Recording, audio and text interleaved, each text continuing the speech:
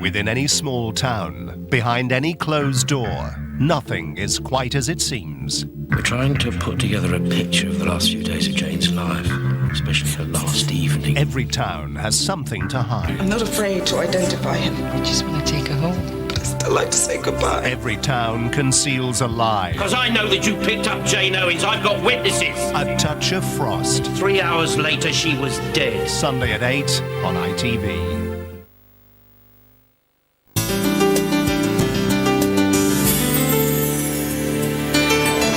Life After Soap continues on ITV2 now with Ross Kemp in Hero of the Hour. Here we meet the man behind the teenager. Harry Enfield joins Brian Conley.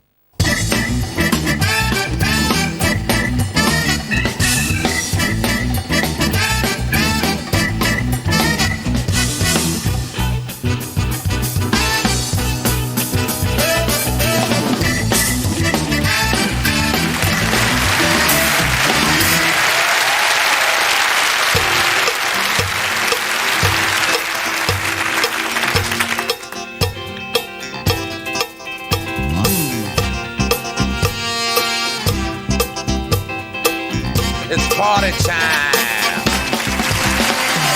Baby, baby, let's stick together.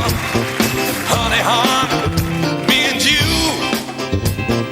Do the things, oh, do the things that we really like to do. Yeah. Do a little dance, bring a little love. Get down tonight, get down tonight. Do a little dance. Bring a little love, get down tonight, get down tonight. Evening. On the show tonight, we've got a real headline head-turner, Kirsty Young. The beautiful voice of Shola Ama. He is part man, part rubber, Mr. Pierre Gumby. The very funny Mr. Dominic Holland. And from EastEnders, it's not Barry Evans, it's Sean Williamson. And finally, multi-award-winning actor-comedian, Mr. Harry Enfield. Do a little dance, make a little love, get down tonight.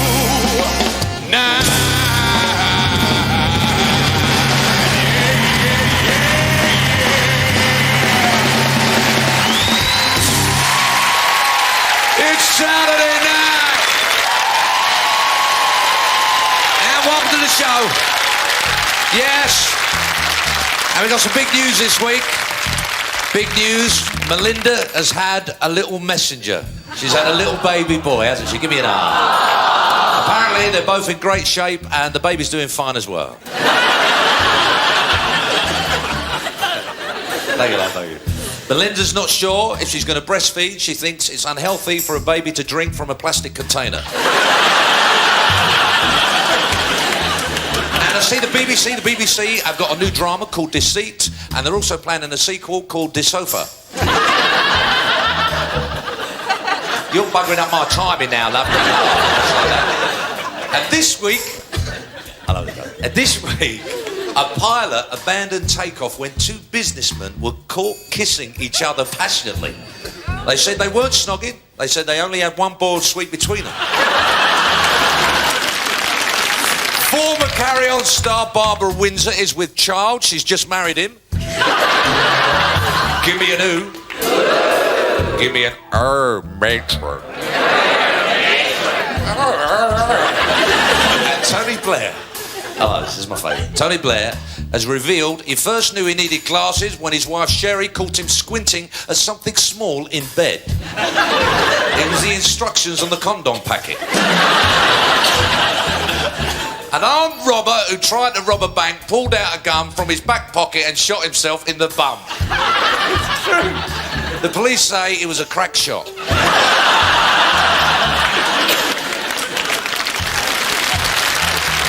And of course tomorrow is the London Marathon. Hip, hip, hip! Hooray! My favourite part of watching it is watching the fun runners having no fun. Because they do.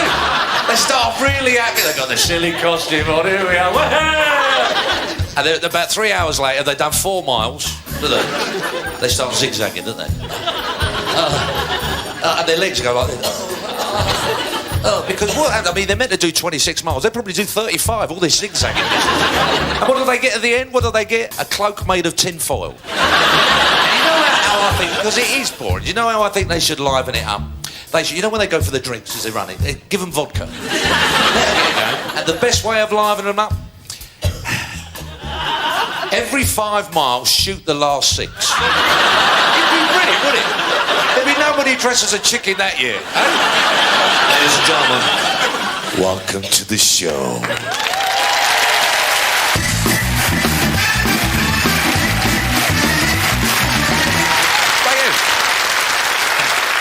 If I said that my first guest was an award-winning comedian responsible for creating the nation's best-loved comedy characters, it wouldn't be a lie.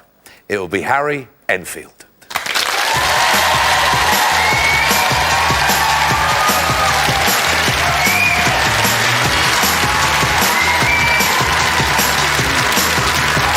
All right. Yeah, very well. Yeah, all right. Hello. Come on, Here we go. Then here's some database on you. Oh, Mr. this Harry. is cool. Do you isn't like it? this? Yeah. It's good. It doesn't work, but it looks good. You once got drunk at number 10 Downing Street.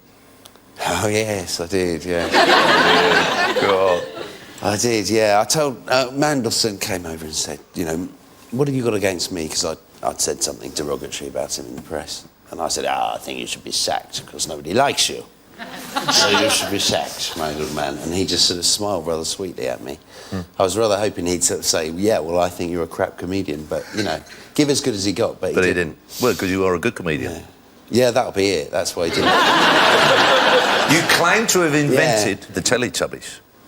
Yes, I invented the Teletubbies. See? But we did some characters called the Aliens who had aerials on their heads and went, "Please, road car." So are you in that? Is that one of you? Yeah, which one's me? That one's me, the middle one, I think. Yeah. You see, we got aerials on our heads. That was about 4 years before Teletubbies came out, and they were fat aliens learning to speak English, going, "Please, road car." Oh, baby Jesus. Oh. And then Teletubbies came along and they happened to be fat aliens with aerials on their heads. And you thought? Going, like that. And does it upset you? Well, you know, knowing she's worth 40 million quid, no, I don't care. Look, big hugs. Now, you've just had your scooter nicked. Yeah, I had my scooter nicked. How do you know that? It was in the paper today. Was it? Yeah, I could just see you going, "Oi, man on scooter." No! Yeah.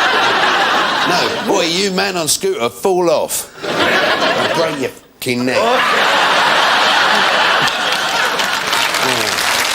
Too right, though, isn't it?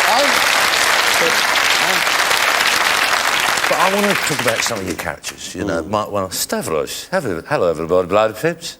Yeah, that was about my second one. I did him about 10 years ago. I hadn't done him for a while, innit? Yeah. Because he was too bloody popular. Who's your favourite? I used to do a character who used to talk from inside a box, a cigarette packet, and sing songs. And I'd go, hello, and he'd go, hello, how are you today? I talk like this for about 20 minutes. And then I'd sing a song. And my wife talked like that. That's how I got into show business.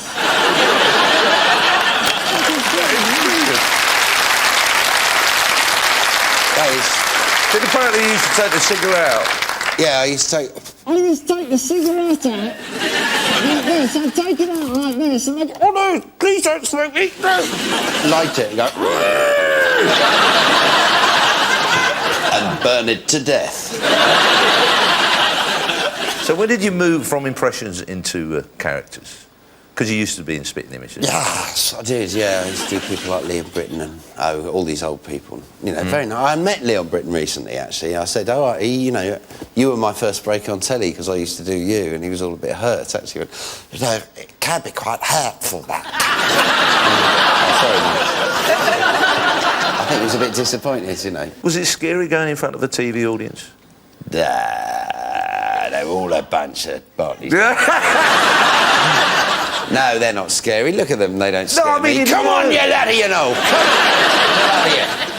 on. I mean, in the early days. I guess I was a bit scared, yeah. Well, not really scared, I mean... Not when you've done loads of money. Yeah, you got to shove them there. You get a bit nervous, don't you, in case you forget your lines. No, it was all right. It was all right. It was a bit scary because it was kind of Stephen Fry and Hugh Laurie and people. They were all very tall. That we used to do Saturday Night Live. Yeah, a bit posh. And they used to be a bit scary, but other than that, it was all right. Do you find it difficult being yourself? Me? Well, not at home, but yes, on telly. Yeah, very difficult, really. Some sort of bull-fat 38-year-old, really. I should be at home with my kids, shouldn't I? Climbing all over me. Do you do your characters for your kids? No, never. Really? Although Archie's seen Kevin, because he saw him on the beach when we were doing the film. Kevin and Perry Go Large out at cinema next week. Large! Go large. In Ibiza. So was it good filming in Ibiza? It was good fun filming in Ibiza. Yeah, it was brilliant fun. And the clubs, you know, low-budget English picture, club full of 5,000 people all going for it. And 1 o'clock in the morning, because we don't have the budget for sort of 5,000 extras, so... I just basically had to stop the music, you know, and say, right, you lot, you're the best clubbers in Ibiza. And their boxes, you know. Boo. And they're, boo! Say hooray. Do whatever I tell you. Scratch your arse. So they did exactly what they were told. They were fantastic. You co-wrote it? Yeah, I wrote all the filthy bits. What? What's this? Oh, that's a sniffy rig. That is. Yeah, this is what we have in the film, you see, because when we see girls... Have you? Yeah. I have so no that's idea. a jock strap. Right. That has to go... that has to go kind of up... Yeah, that's it. That's it. That's called a sniffy rig. A very good one, that, yeah. But, I'll tell you, because we had those in Ibiza. As I say, it's a very mature film, this. It's a very funny film. Very funny. The thing is that we had ones like that, and we also had some pump-action ones with wires, because actually those ones with the remote control, they're set off by mobile phones. So Kathy and I'll be walking along, and they vibrate terribly. What it is, if a mobile phone goes, they vibrate. So walking along doing a scene, and suddenly your child's go... So then we used to use the other ones, the cheesy ones. We have a scene from the film. Do you? We do. It's when Kevin and Perry with their mum and dad have gone out for a little meal. Oh, yeah, because mum and dad come too. Yeah. Well, isn't this fun? Boys like to. I am not hungry. Oh, come on, son. You must eat something. You'll need the energy if you want to go hopping in a disco. We'll order for everybody, shall we? Come el primo plato, que sia de tapas, una mezcla, por favor. Después una gran paella al porto. Necesitas fuerte para hacer el amor, cara mía.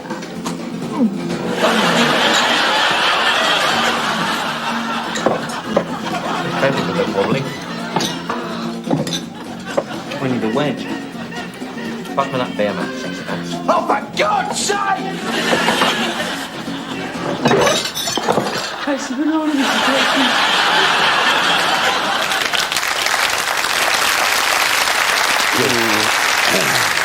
What's your favourite moment in the film? I don't know. There are a lot. There are a lot of funny moments. Yeah, I mean, the clubbing bits I really like, because, you know, it's all there and it's all real people and it's really good fun, you know. And also I got to feel Laura Fraser's tits. It was acting, but I had to do it at the end because we get a bit of a snog. And Kathy thought of this. She thought, right, as soon as they get a snog, what they should do is just go straight for the other one's tits and stuff like that. I said, where did you get that idea? She said, well, that's what used to happen to me when I was growing up all the time, you know. Get some boy and go like that and suddenly feel... Great actress. Kathy's fantastic, yeah, she's brilliant. She wasn't very supportive on this, though. Really? So, yeah, because it's my first film and she's done lots, you know. And you know, Rhys Ifans as well, and there's this film crew, it's all the time, and, you know, and... every time I used to go wrong, she'd go, oh, I'm so sorry, Harry's never done a film before. Sorry, sorry, Rhys. Harry has never done a film before. I have, I've got awards for my film. But Harry's never done one before. You never once think that that's a woman. I know that's. I mean, it doesn't get in the way. Yeah, she's yeah. playing a teenage boy, and you Yeah. never think that's Kathy and she's a woman. It's Yeah. not. She's just totally into character. Well, I mean, one of the reasons for that was sort of, you know, I looked at all the Wayne's Worlds and things, because this is kind of like an English rites of passage, stupid kind of Wayne's World type film. And one of the things I thought, you know, there's like Hollywood babes in there, and they're all kind of, you know, Wayne and Garth, you're groovy.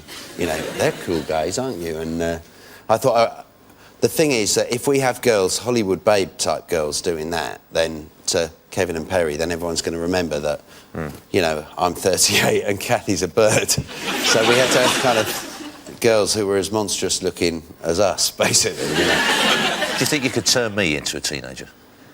Turn you into a teenager? Yeah, yeah. Yeah, it's quite... Well, yeah, OK. There's certain You've got to qualities, get up. aren't they? Yeah, well, I've got to get up, right. OK, Right. now you've got to lose the power of rational thought.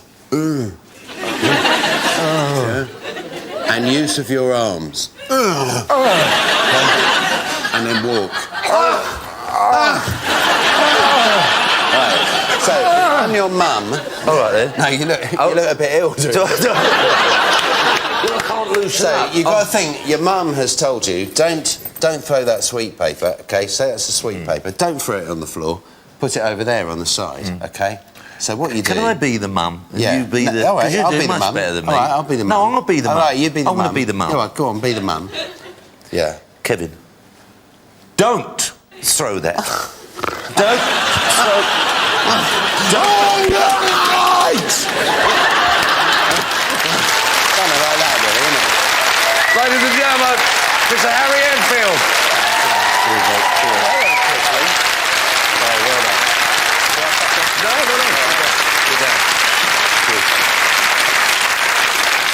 A bright, shining star for you now, the new voice of British R&B. She scored with 3 UK hits by the age of 20. With her latest song now, Imagine, it is the wonderful Shola Ama.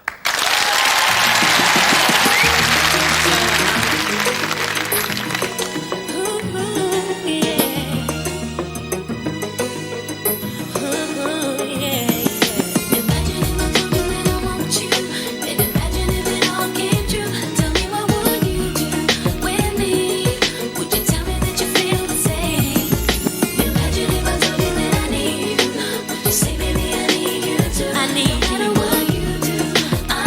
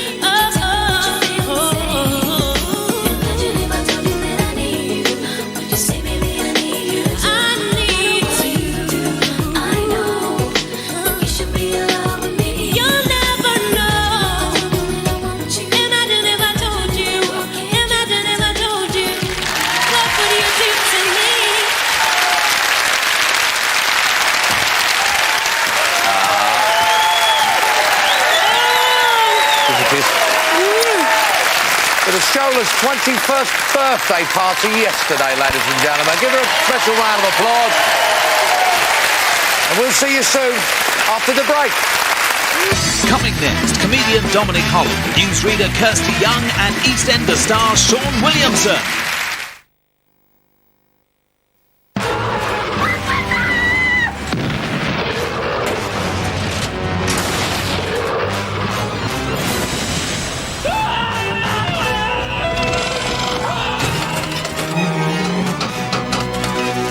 Nice lizard! Go, boy! That's all you got, huh? Hungry? Grab a Snickers, packed full of peanuts, caramel and chocolate. That'll sort you. Hungry? Grab a Snickers. Whoa. Stop! We won't bite! Just suck it till you're thin!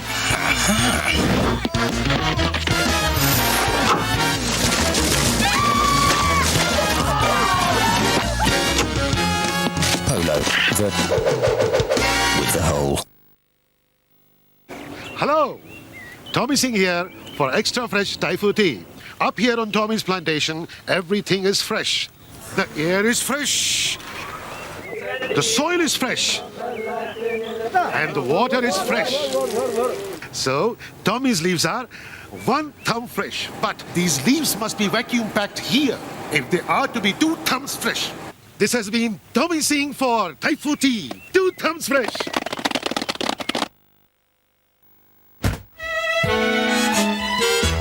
I'm looking over a tub of clover, a tub we all adore. Spread it on soldiers! Spread it on toast.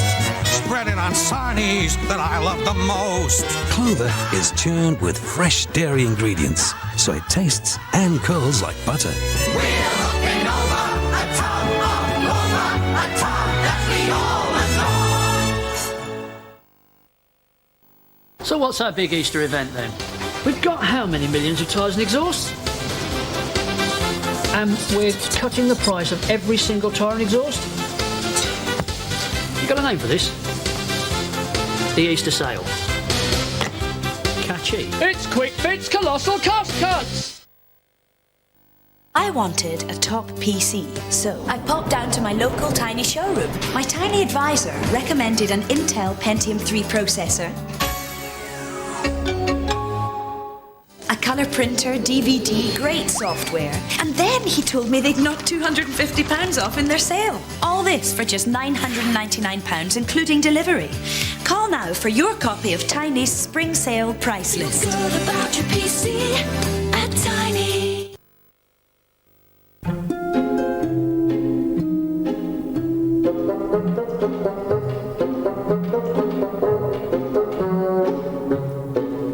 British Gas is shaking up the energy market. We're about to cut the price of gas for all our domestic mains gas customers, which means that millions of people will save money. British Gas. The big shake-up has started. Homebase are hammering down prices. We're hammering up to 20% off the price of all bath suites. With prices hammered right around the store, you're better off at Homebase. Of course, the volcanic minerals in Volvic have no discernible effect on the people of this. They're up to something again, aren't they?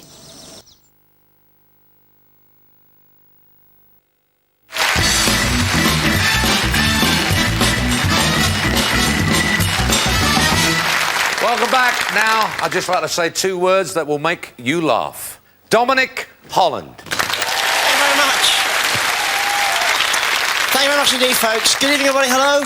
Hello. Thank you very much. I want to talk to you all about a subject that you're all experts in, which is shopping, yeah? But we put up with things in the shops that are just a bit bizarre. Here's one for you in the supermarket. Freshly cut sandwiches. I mean, who cares when they were cut? Surely it's more important when they were made. Made these about a month ago, mate. We just cut them. Freshly cut they are, mate. Cut them yourself. Is that lettuce? No, mate, that's ham. And you often get people saying now, do the big supermarkets give us value? And I think they do. I mean, I personally, Sainsbury's, Tesco's, I think they give good value. I mean, you can't argue with a trolley for £1, can you? I've got loads of them. Cheaper than prams. But people say Marks and Spencer's, the trolleys are free, aren't they? Mind you, they make up for it once you get in there, don't they? I don't actually use Marks as a shop. Marks, to me, is a shortcut to get to other shops. It's got that front door and back door. Just pop through Marks. She pop through Marks, pop straight through. Always pause in a food hall. Oh, look, apples, 15 quid each. Move on.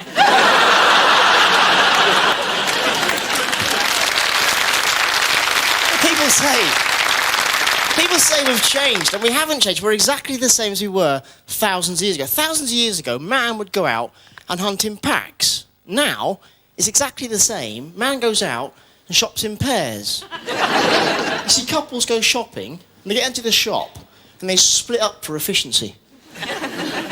You get milk, I'll get bread, meet you at cheese. And they meet up, and sometimes the bloke's shown some initiative. Maybe got something he shouldn't have done. And the woman just has to give him a look.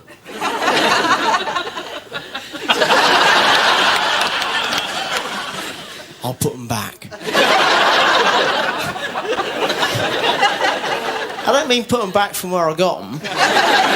Oh no, clearly I mean put them back wherever it happened to be at the time in the store. So for example, it might go Persil, Daz, prawns. But if you think about it, that's like nicking those prawns. Those prawns are dead in more ways than one. No one's going to buy those prawns later on. No one's going to be in the shop an hour later pushing his trolley.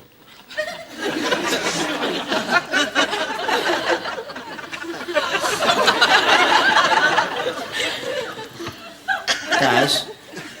Do you want Daz? No? What about prawns?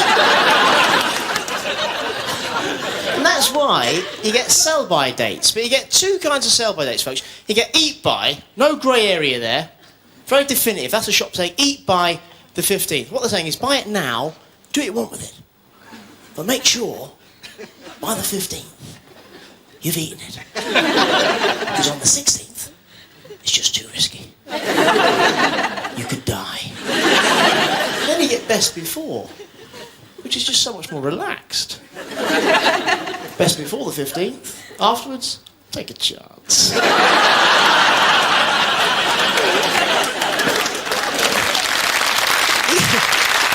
get like milk. You get a carton of milk and it'll be best before the 15th. And we're all thinking, no, milk, I think if I'm milk, is best before it stinks, surely. You don't throw it away if you miss it by a few days, do you? You just go, no, that'll be fine. What are you talking about? If you're worried about it, just pour your mate's tea first. And if the milk floats, you have black coffee. Bread's the best before, isn't it? Bread. Best before the 15th. I'm thinking, no, I think we'll find bread best before the green spots arrive, isn't it? It isn't stressful if you go with Mother's Pride. You get a week out of that, very good value. You can revisit it, have loads of rounds of toast, sandwiches, great value.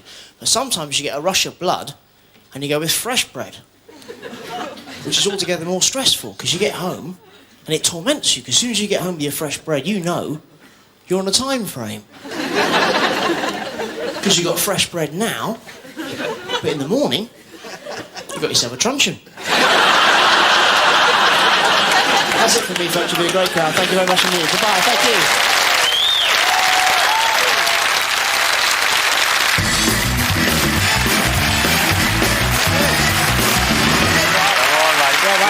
Good work.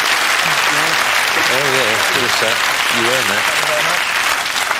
You've been called Britain's Jerry Seinfeld. People say we're very similar. We're not that similar. I mean, different bank balances, surely. We're different. I mean, my stuff is just about life. I don't really write jokes. I just write stuff. I notice things in life. That's what he does, and I just can't help it. I just notice things. Like I was in a shop today. True story. John Lewis. You been to John Lewis? Yes. Their slogan is never knowingly undersold. And I was thinking, well, that wouldn't mean anything. Imagine if you bought like something, like a big thing, like a dishwasher, and you saw it cheaper, down the road. You go back to John Lewis. Excuse me, John Lewis, I saw this cheaper down the road. And oh, sorry, we never knew that. Well, we do now. Thanks for pointing out. You've just moved, and you're doing the house up at the moment. We are. In fact, actually, I don't know if you can see him. What? My mate Dell's here. My builder. Is Dell in? No, he is. I invited him. Is he here, Dell? Where's Dell? He's the best builder in London, that lad. Yeah. And Dell, you're on telly now. You have to declare the money, mate. All right.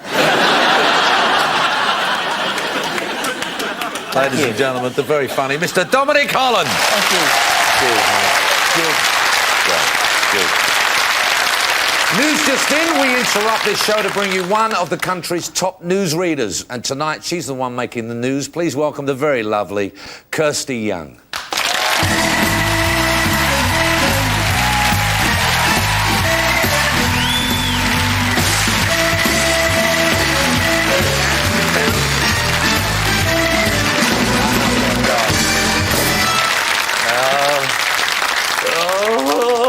I am nervous, you know, because I'm used to asking the questions and the Well, thoughts. good. Well, you can ask me a question then. What size of shoes do you take? I'd take a 10. Yeah. Quite big feet, because I was watching you on the monitor back there. I thought, he's a lovely-looking guy, but he has got quite big feet. Well, that could be quite a bonus, actually, you know. And You know what they say about guys with big shoes? Bad breath. Yeah. Right, well, anyway, here we go. We've got some interesting little bits on you now. It's time to face my database. In 1998, you were Newscaster of the Year. I was? Mm-hmm. Yeah. Your nickname as a child was Saucy Chops. You've got a very good researcher. Not even my husband knows that. Yes, it was. Yeah? Yeah. Why? Because I've got quite a saucy little face, I Yeah, suppose. yeah. I had a very saucy face as a 6-year-old. That must have been it. OK. I don't know. You used to do it up against the desk. No, that isn't it. Reading the Channel 5 news. Yeah, I used to perch. I was the first person to perch, and now they're all doing it. They're all at it. So, is it true that you're up against the desk? Yes. Up against the desk. Jeremy Paxman does it up against the desk every night. Now, there's some news. That's an exclusive, yes. But is it, depending on the weight of the story, depending on how serious it was a different type of perch? Well, a journalist once asked me, they said to me, how do you know when to perch? And I kind of had my tongue in my cheek at the time. I said, well, if it's a very serious story, it's a 1-buttock perch. And if it's a light story, it's a 2-buttock perch. And it kind of is true, because if it's serious, you're sort of addressing the camera like that. And if it's less serious, you know, you're a bit jaunty. And what about... And that's followed me. Is it ever in between? Never on purpose. Well, let's see you at work. We've decided that the winner should be Margaret McFarlane for making her mark on the hotel owner. Wonderful. Let's hope the poor man's recovered by now. Congratulations, Margaret. Let's have another look at the winner. You're very cheeky showing that. You're very, What is very... that? What was it? That was me. That was me. We had to. With you talking about being how calm you were, you know. With my long hair. It was when I worked on Scotland Today, which was the first news programme I ever worked on, up in Scotland. It was their lunchtime news programme, presenting with the lovely Angus Simpson there. And we'd run this competition, which was a video competition. You know, it was a kind of magazine-type show. We hadn't seen any of the entries. And there was an entry. It was for funny videos, funny holiday videos, you know, the kind of thing. And there was an entry with a woman and man dancing in their summer... Their summer stuff, you know, the white trousers and the slacks, and she had a good perm, and they were doing their jiving. And suddenly, he threw her out like that, came back, and she whacked him right in the bollocks. No, you're not supposed to say that, are you? I mean... But I love to say it again. So she whacked him, and you had this... And of course, you hadn't seen this, and we hadn't seen it. It came back to us, and the mascara was... running down my face. It was so funny. And of course, if you're in a live news studio, very serious places, and it makes it funnier. And somehow it was magnified, and I couldn't speak, and I was positive. I only seemed there. That's the first time I've seen that. A few seconds long, but at the time it seemed to stretch into infinity. I was positive I was going to get the sack at the end of it.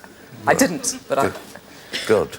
Now, Michael Heseltine gave you a hard time, didn't he? Well, I never got to interview him. The thing was, when we were starting Channel 5 News, we had to convince... There was a lot of talk about what's it going to be like, and it's this new news programme, and is it going to be a bit glitzy, or is it going to dumb down news? And so we, as the Channel 5 News team, started mixing with the politicians and trying to convince them that it would be a good idea to come on our show, and lots of them did. Our first interview, my first interview, was with Tony Blair on our show. But before we went on air, we met up with Michael Heseltine at the Tory party conference when they were still in power.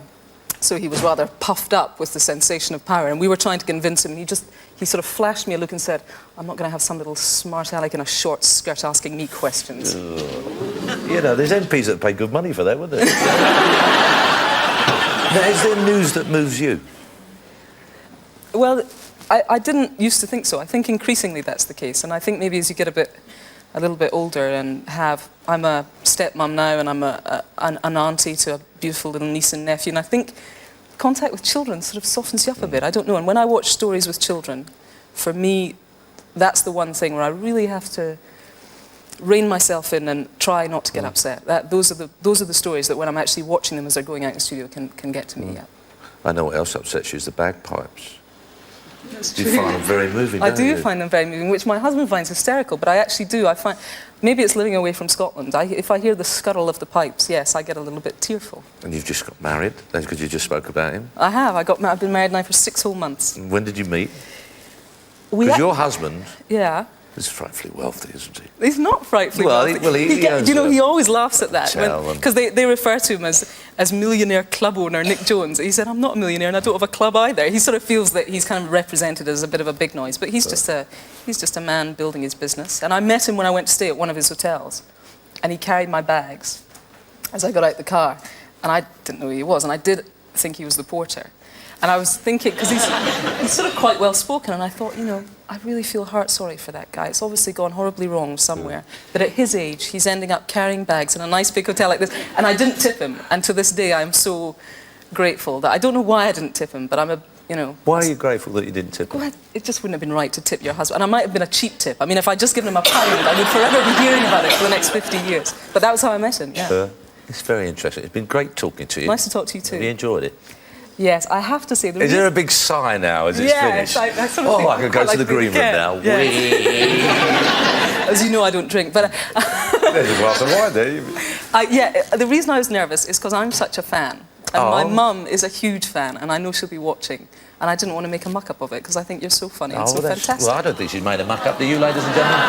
Ladies and gentlemen, you're very lovely. Kirsty Young. Thank you very much. Right, no, I won't get to not at the end. Not at the end. I can take this now.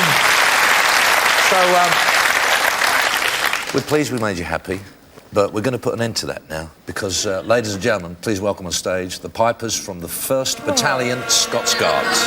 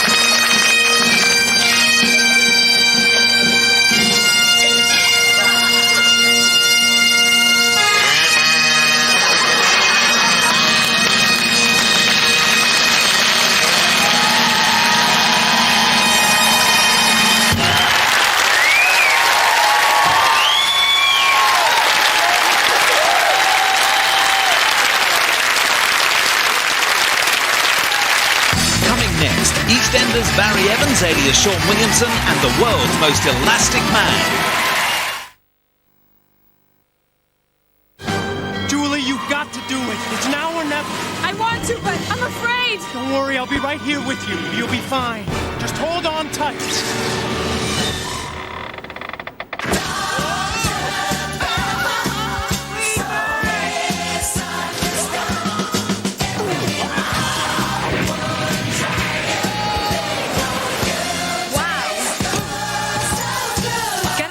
Dr. Pepper. Okay. To try it is to love it. Get closer to her with the new Wilkinson Sword FX Diamond. No blade lasts longer. Now that's close. FX Diamond from Wilkinson Sword. Well, it's after 9, so I guess the kids are in bed, because it's them I want to talk to you about. Nobody knows your kids like you do. No one would want to. Which is why, with the parental controls on AOL, it really is you, the parents, who stay in control. Make a nice change. You see, you can set different internet controls for a teenager than for an under 12, say. And it's so easy to set up, isn't it? I managed it. And it doesn't get much easier than that. You'll probably want to know more. So give us a call on 0800 756 9999. It's free and all part of the service at AOL. It's an AEG, made in Germany. Lots of features. Even a timer showing how long the programme has to run. For under £400. That's Comet Sense. Eureka! You found it! A fantastic family day out. Eureka was voted Children's Outing of the Year 1999 by The Good Guide to Britain, with over 400 hands-on activities designed specially for 3 to 12-year-olds to see, hear, touch and even smell. It's an action-packed day that keeps the children entertained. It's exciting, it's fascinating, it's fun. It's Eureka, where adults feel like children again and children explore, create and discover. Next to Halifax Railway Station or exit junction 24 off the M62. Get Alan Titchmarsh's extra free gardening magazine in the Sunday People. Learn his secrets and transform your garden. Garden Force free in tomorrow's Sunday People. Famous people, Sunday People. Felix. No, Felix. Oh, come on then. Introducing Felix Duo Pot. A delicious double act of meaty chunks in gravy and crunchies. All ready to serve in its very own bowl. There you go, Felix. So for a Felix with twice the appeal, try Duo Pot. DIY. Why do we do it? The answer's simple. We want a great looking home without spending a fortune. So, we need somewhere that A, gives us a bit of inspiration, and B, sells everything we need.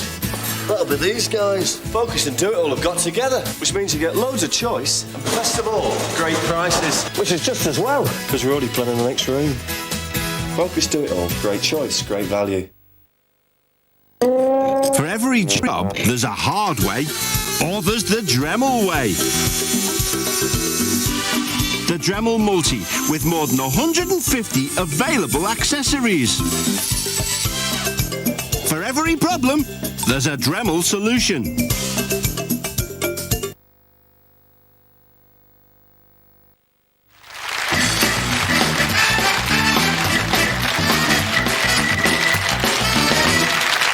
my search to bring you the weird acts from around the world, I've found someone very special. You've heard of a boneless chicken?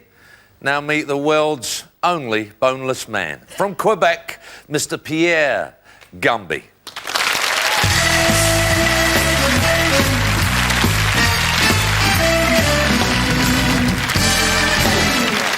Bonsoir. Bonsoir. Pierre is from Quebec. Paris, formidable, quelque chose de magnifique. Les villes, les grands, ballons. Really. I don't know what I'm saying there, but and sorry. Yeah, right. Yeah. We're getting on well here, aren't we? I mean, it's, but you know, you are renowned. You're in the Guinness Book of Records. You are one of the most flexible men in the world. You know, and it's not like a contortionist. I think what you'll see here and what Pierre could do is a little bit more than that. So first up, though, we would like you to copy some of the moves that Pierre is doing. So first of all, can you just talk us through this first little move that you have here? Okay. Yeah. Oh, that's it. Oh, I've got that. Not a problem. Yes. Right, we like. Can you bend your? Come on, gang. That's it. Look at you. Not for me. There. I'm quite good at that one. Okay. Okay. No, I'm quite good at it. Yeah. No? Yeah. Look. Yeah. Yes. Yeah. Okay. No. Wow.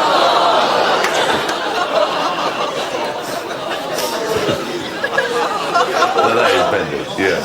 What else can he show us? What else? Okay. Okay. Okay. At home, you do this as well. You know, sitting there in your sofa. Okay. Bring him up to there. Easy. Up to there. Very. Yep. Not a problem.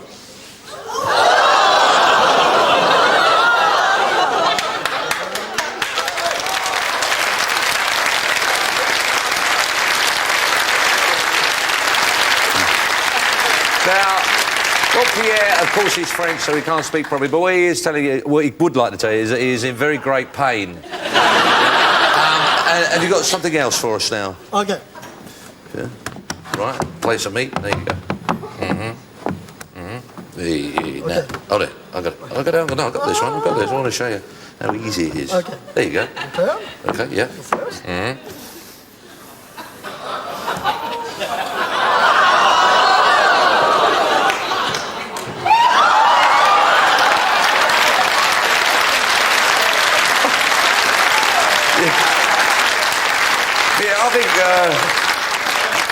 I think there's two people in there, isn't there? Now, I'm going to go off, because I can't compete here, I'm going to go off and make you a nice cup of tea, and I'll let you show these wonderful people a few other little bits of whatever you do.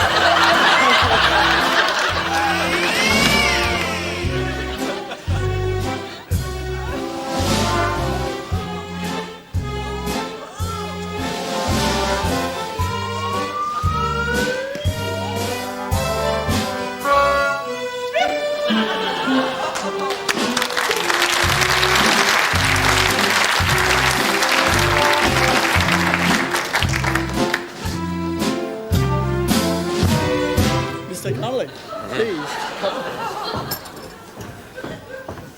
There you go. See? Let's see.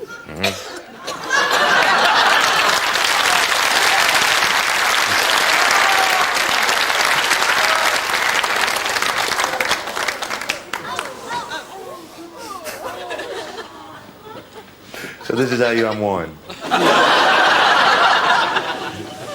That tastes a bit cheesy.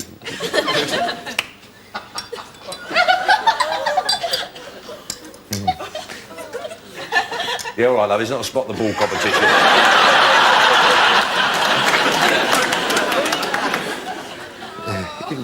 You could be a taxi driver doing all those back doubles. Thank you very much. Ladies and gentlemen, my flexible friend, Mr. Pierre Gumby. There you go. Thank you very much.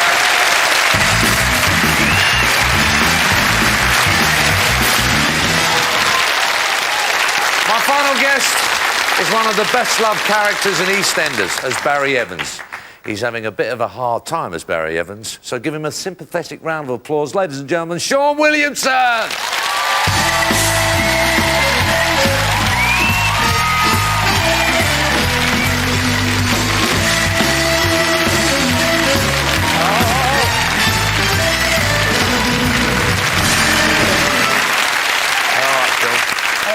Right, here's some little facts on you now. Crikey. You, in 1997, you married your agent, Mel. There's nothing like keeping the 10% in the household, is there? There is a hot rumour that your character will take over the old Vic.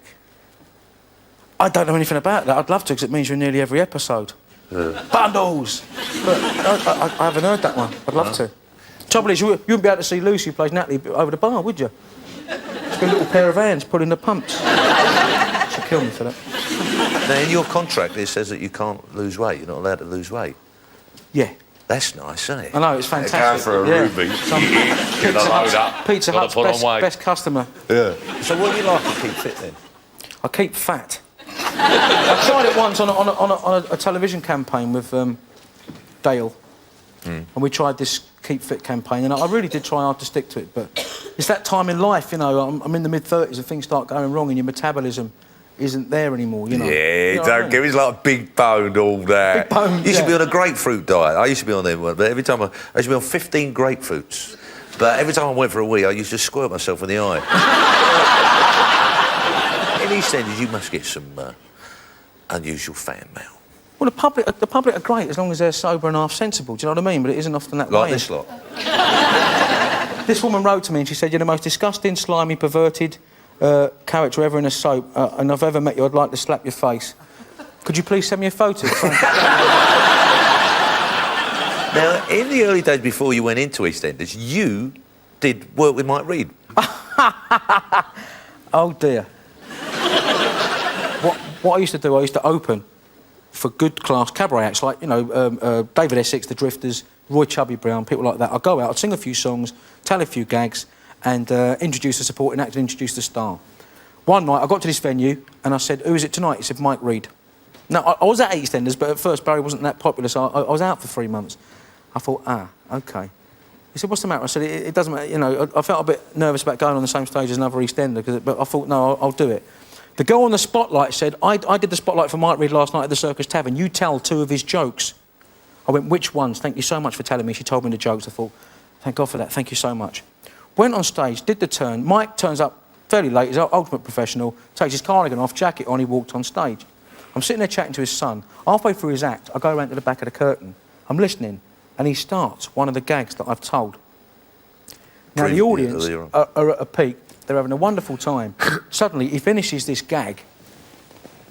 Nothing. Yeah. He said, "Nah, then. Either that joke's crap, or my colleague's beaten me to it."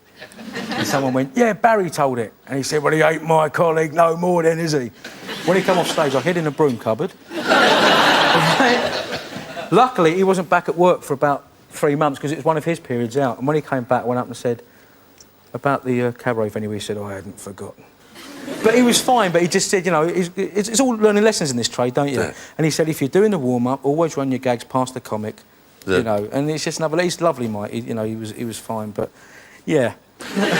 So, I think just before we go, we want to hear a gag. Come on, give us a gag. OK, bloke turns 65, it's his 65th birthday, and all his pensions come out in his ISAs and all that, and he's worth a few grand. It's just the way you slip into it. So, I mean, you see you so much on EastEnders, and the way you're such a pro. OK, bloke, you know, it's so... Go on, sorry. That's all right, trap me again, he's dead. Only joking. So all his ISAs come out and his pensions, and he's thinking, I'm worth a few grand, I'm going to treat myself. So he has a facelift. When the bandages come off, he's delighted. So he thinks, I'll go and show the world. He goes out shopping. Walks into the baker's, he said, "Hello, love. I'll have a donut, a cream slice and a French stick, please." "How old do you think I am?"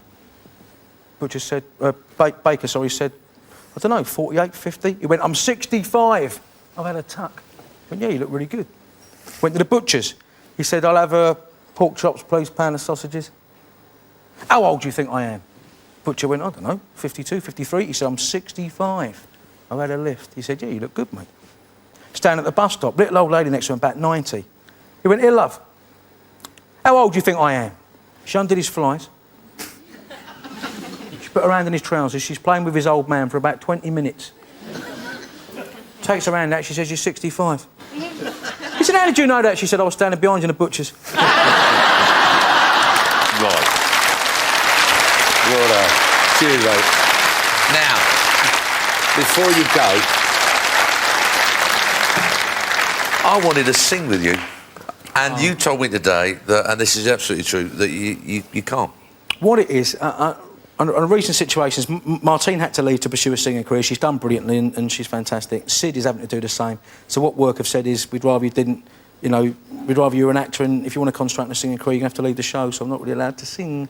So, can you mime? I thought maybe we could do a duet. They did it on Top of the Pops all the way through the 80s, didn't they? I'll have a go. Let's do it now. So, maybe we could do a duet and I'll sing, but you mime to my voice, you know? Is that all right? Yeah. Yeah, for that. All right. Ladies and gentlemen, myself and Shaun doing the Ladies of Tramp, but he can't sing.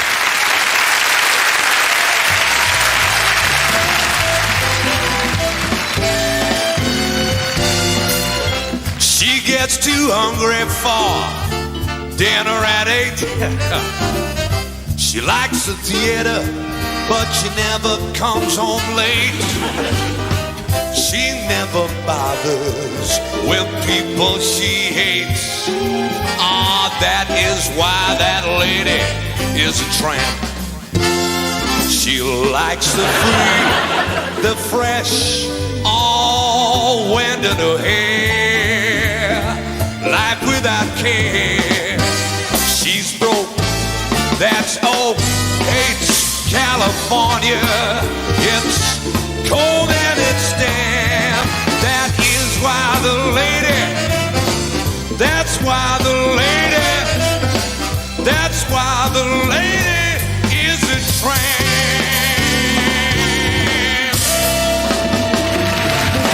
Shoan Williamson.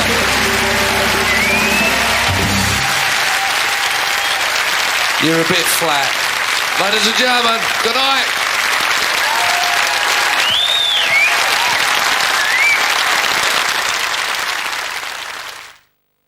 Now, let's get those chests out. And in and out. And in and out. I knew you'd turn round. Well, many flesh and blood, you're a disgrace. Behind the scenes. This takes the biscuit, this does. Behind the laughter. I've lost me woggle. Look from where I'm standing. Was a drama. We're in danger of having a horrible, messy affair. Now ready to be told. Now what? Take me out. An ITV drama premiere. I think I'll just camp it up. Call Blimey. Easter Monday at 9. I'm talking about the Quickfire Oscar Special. I think I can get you someone big. Amanda Donohoe is doing the show. Vinny, you're lying.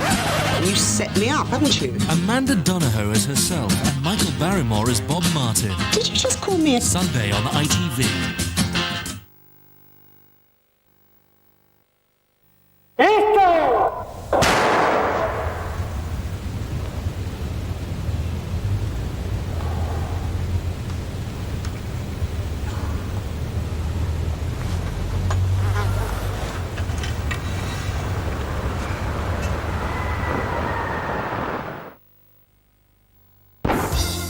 Duct tape is just about the strongest tape you can buy. Duct tape will stick, bind, repair or seal almost anything. Anywhere! And duct tape's waterproof. So if it needs doing, get the duct to do it. No more nails means no more nails. No more nails on architraves or dado rails. No more nails on skirting boards. No more nails sticks virtually anything to anything. Homebase are hammering down prices. We're hammering up to half price off all laminate flooring. With prices hammered right around the store, you're better off at Homebase. The ITC publishes rules for all commercial TV companies, including cable and satellite, ensuring violent or frightening programmes aren't shown at the wrong times, advertising and sponsorship guidelines aren't broken, and that overall quality of programmes and levels of taste and decency are maintained. If a commercial TV company breaks these rules, we can take action. British TV is seen as the best in the world, and we're here to ITC it stays that way.